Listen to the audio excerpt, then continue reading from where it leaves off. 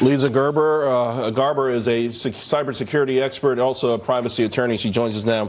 Leeza, I think also Dan Coates, when he talks about media outlets, I think that also includes new media. I mean, it has to. It's got to include Twitter. It's got to include Facebook. It's got to include those kind of entities as well. There's a moral obligation, I think everyone understands. And at some point, I believe there will be a legal obligation. How do you see it playing out? Dan Coates really eloquently summed up some of the obligations that the government sees for these social media platforms and other platforms that allow for communication, because part of the issue here is these private companies like Twitter and Facebook and Instagram allow communications amongst communities that are trying to maintain their privacy, like terrorists and people that are harboring sort of menacing thoughts and trying to foment all these problems for the American community, American public. The government doesn't necessarily have access to that.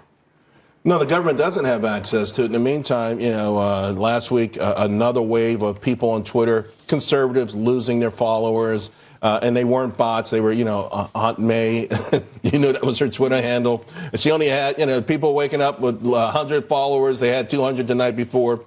Some reason they seem to be on top of this kind of stuff, Facebook and Twitter, whatever. They seem to be able to police political speak that they think is inappropriate, but unable to effectively police the efforts of those who are trying to roil our country.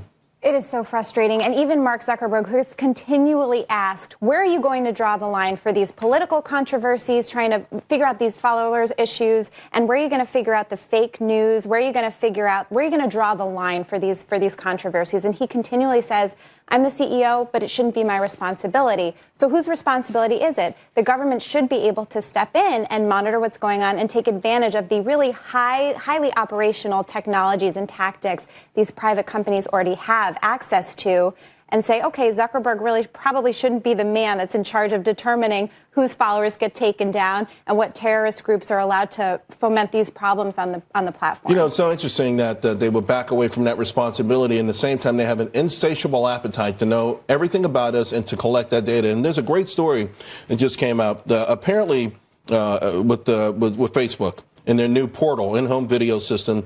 Initially, they told folks at Recode and other areas that there was no data collection through this portal.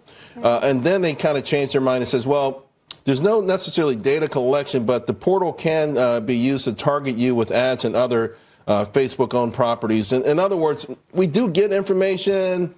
How come they can't be straight with us? And it makes you wonder, because I guess these things are going to be ubiquitous, right? The assistant's going to be in our home, and it's going to be an Alexa on top of the refrigerator. But the idea that they're taking all of this information against our will, perhaps selling it, certainly using it to sell us things, it's somewhere we have to draw the line. It's true. And part of the problem, this falls under the umbrella of the Internet of Things, which is any sort of digitized device that connects to the Internet. That's Google's Home, that's Amazon's Echo, and now it's this Facebook portal. But part of the problem is not only Facebook changing its public statement over the last 2 days over what kind of data they collect, but yes, you won't be seeing ads on the portal device itself, which is a video conferencing device.